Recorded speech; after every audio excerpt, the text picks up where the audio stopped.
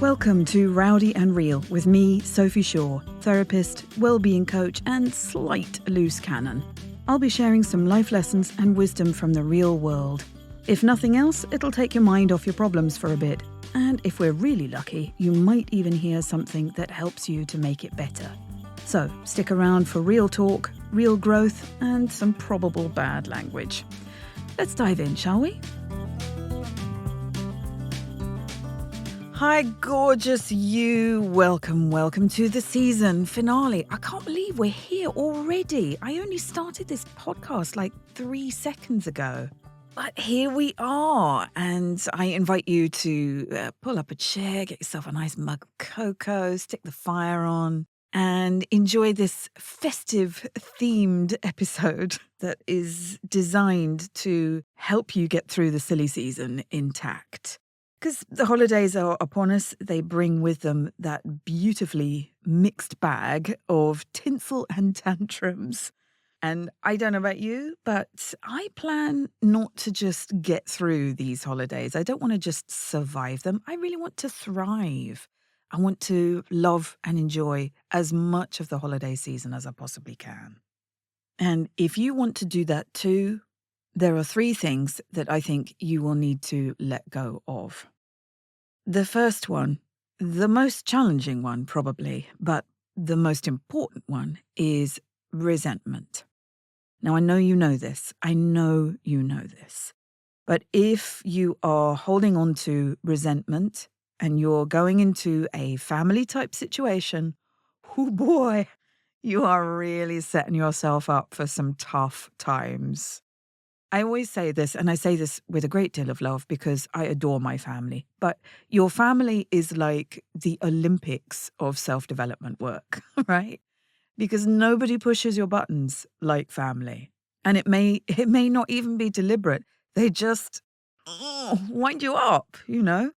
And if every year you find yourself biting your lip so hard that you're biting a hole through your tongue and excusing yourself to have to go and scream into a pillow or cry in the loo, then, that's not ideal, obviously. And also, by the way, that's not letting go of resentment, just biting your tongue and saying nothing but stewing and silently fuming. That isn't letting go of resentment. What that's actually doing is tamping down gunpowder, right? Ready to ignite and explode.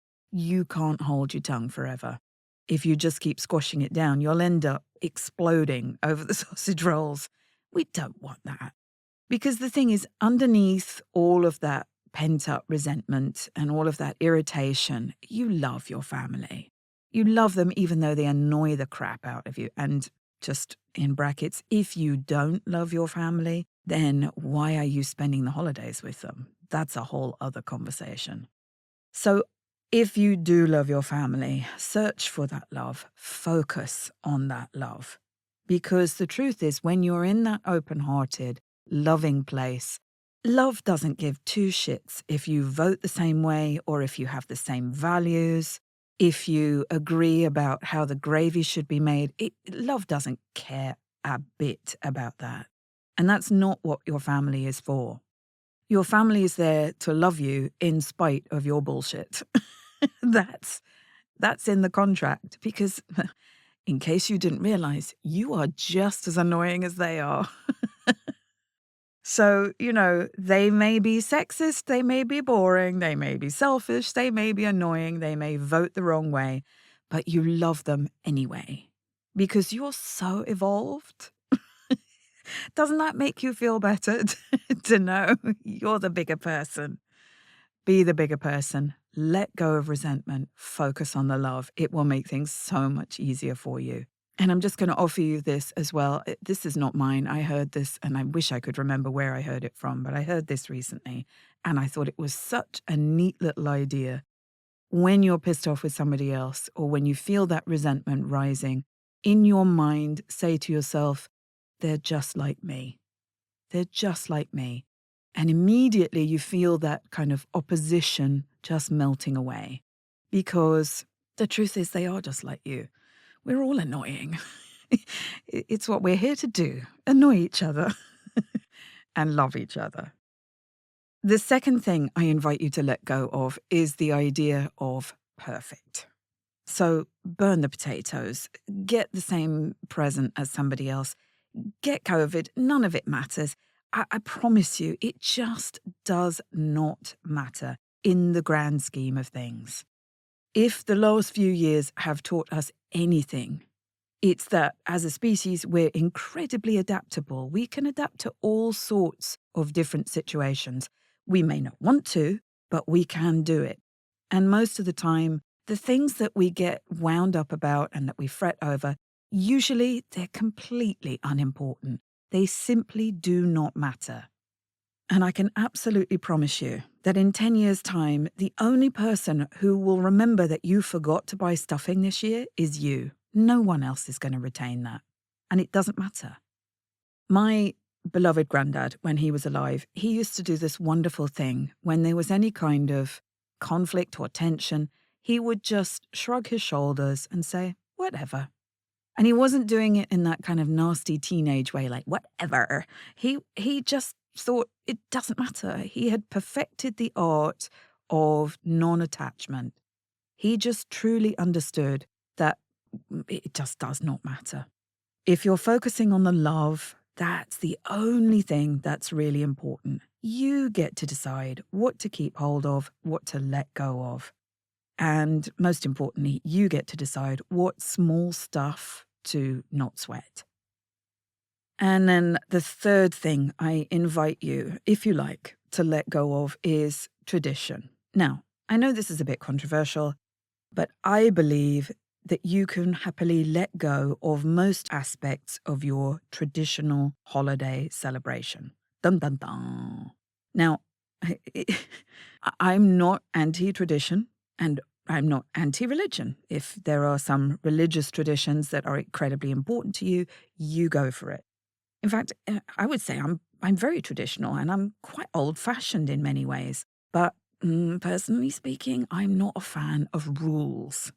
So when things absolutely have to be a certain way, it really provokes me and makes me want to poke at them and say, why? Why do they have to be that way?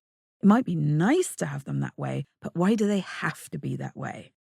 Because to me, rules mean rigidity. They mean tension.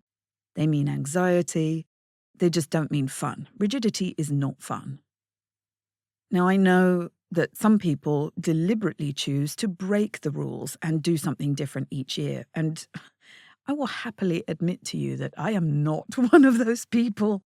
I'm not practicing what I preach here at all. I do like things to be broadly the same each year. And that's how I know that it would be better to kind of loosen up a bit. Because who decides what your day looks like? You. You're the only person who gets to decide. So if you are exhausted by the idea of a big family dinner, especially if you're the one who's making it, then don't have one. Get some frozen food in. Eat on your lap if you want, in front of the telly. Do what you like. And if this feels like total sacrilege, then, isn't that a rigid idea that's worth poking, that's worth challenging? If you don't want to buy a gift for everyone, try a one-gift Secret Santa. We've adopted this in our family for the last few years. And I have to say, it is ace. I really enjoy it. Try a different meal. Try nut roast instead of a turkey. Oh my God, my mum's nut roast is amazing. It's so delicious.